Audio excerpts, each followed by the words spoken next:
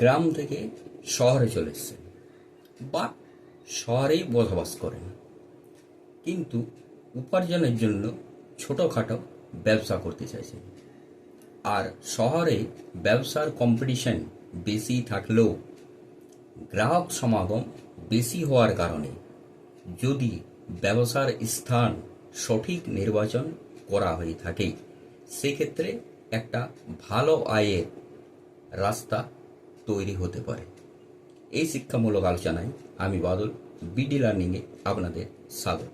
যারা চ্যানেলটি নতুন দেখছেন এবং যারা এখনও পর্যন্ত সাবস্ক্রাইব করেননি, অবশ্যই করবেন এবং ভিডিও ভালো লাগলে লাইক এবং শেয়ার করতে ভুলবেন না।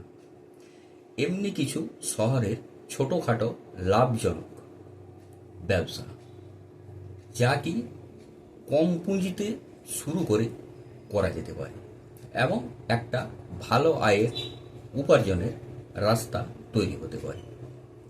এক, ইভেন্ট ম্যানেজমেন্ট। বর্তমান সময়ে এটা জনপ্রিয় শহরের ব্যবসার একটা আইডিয়া হতে পারে। এই ইভেন্ট ম্যানেজমেন্ট কারণ এই দ্রব্যমূল্যের বাজারে সংসারের টানাপোড়েনকে মেটাতে শহরের লোককে সকাল থেকে সন্ধে পর্যন্ত দৌড়াতে হয় নিজের আয়ের পিছনে, নিজের কাজের পিছনে। তাই অনেকেরই হাতে সময়ের বড় অভাব। আর কার সংসারে কিছু না কিছু ছোট থেকে বড় অনুষ্ঠান হয় না বা হবে না, যেমন বিয়েবাড়ির অনুষ্ঠান, জন্মদিনের অনুষ্ঠান, অন্নপ্রাশনের অনুষ্ঠান ইত্যাদি ইত্যাদি। আর ইভেন্ট ম্যানেজমেন্টের কাজই হলো, ব্যবসাই হলো এইসব অনুষ্ঠানের ডেকোরেট ও ব্যবস্থাপনা করা। তাছাড়াও বিভিন্ন কর্পোরেট অফিসের পার্টি বলুন, কোনো ধর্মীয় অনুষ্ঠানের কার্যক্রম বলুন, এই ইভেন্ট ম্যানেজমেন্টের চাহিদা বেশ ভালো জায়গায়। প্রথম দিকে কাজ পেতে একটু কষ্ট হতে পারে, কিন্তু যদি নেটওয়ার্ক সঠিকভাবে তৈরি করা হয়, পরবর্তীকালে কাজের অভাব হয় না।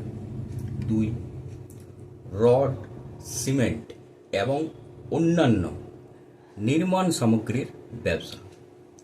শহরে ব্যবসার আইডিয়া বা পরিকল্পনা মধ্যে এটি একটি জনপ্রিয় বা অন্যতম হতে পারে। প্রতিনিয়ত জনসংখ্যা বৃদ্ধির কারণে নতুন নতুন ঘরবাড়ি, আবাসন তৈরি হয়েই চলেছে।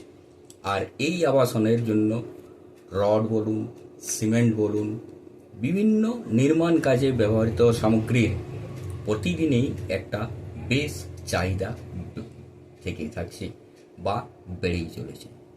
তাই এই ব্যবসাটিও চিন্তাভাবনা করা যেতে পারে। এতেও খুব বেশি পুঁজি প্রয়োজন না হলেও অল্প পুঁজি দিয়েও শুরু করা যেতে পারে এবং ব্যবসার পজিশন দেখে ব্যবসা বাড়ানো যেতে পারে বা পুঁজি বাড়ানো যেতে পারে। নমস্কার, সুস্থ থাকুন, ভালো থাকুন, দেখতে থাকুন বিডি লার্নিং।